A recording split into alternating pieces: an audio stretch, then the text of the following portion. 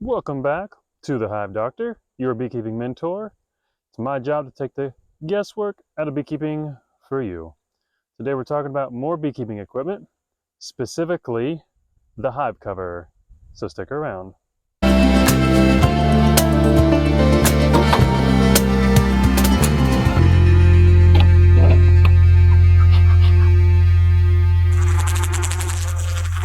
All right, in this last video covering basic beekeeping equipment and its purpose, we're going to cover the hive cover, also known as the lid.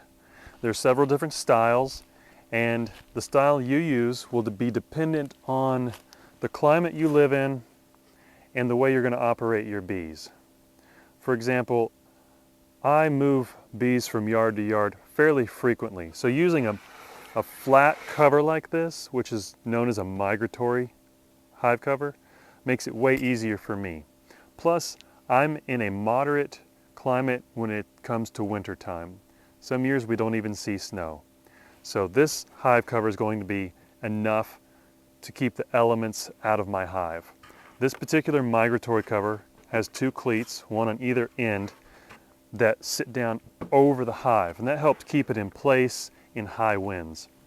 Now, the most common style hive cover is called a telescoping cover. Most hobbyists use those, and I think it's mostly because that's just what they see, so it's like the fad, the thing to do. But it's not necessary. The telescoping covers got the cleats like mine do, but on all four sides, so it really telescopes over and covers the hive. But with those, it cuts off ventilation, so you have to incorporate a second piece of equipment, which I don't have, so I can't show you because I don't use them. But essentially it's called an inner cover, and it sits right here, and there's an oval shaped hole in the middle, and it keeps this slightly up so there is some airflow.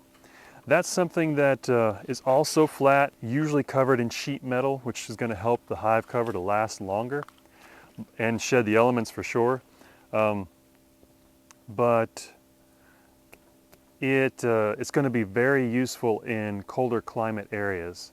So when I say colder climate, I'm talking about like Michigan, Maine, Alaska, definitely Canada. It's going to maintain the hive warmth and keep it in better than something like this. But like I said, being in the northeast Georgia mountains myself in a moderate winter area, I don't have to worry about something so extravagant. And it helps for me to keep the cost down, especially since I make my own equipment. It's one less thing I have to worry about. So a simple hive cover like this is great. So that's pretty much it. When you are going to decide what kind of hive cover you want to use, you need to consider your use. Are you going to be moving your bees or mostly keeping them in one spot? And also, what is your climate like? So keep that in mind, and go ahead and use the links in the description below to see where you can find hive covers, what kind there are, and choose the one that you think will work best for you.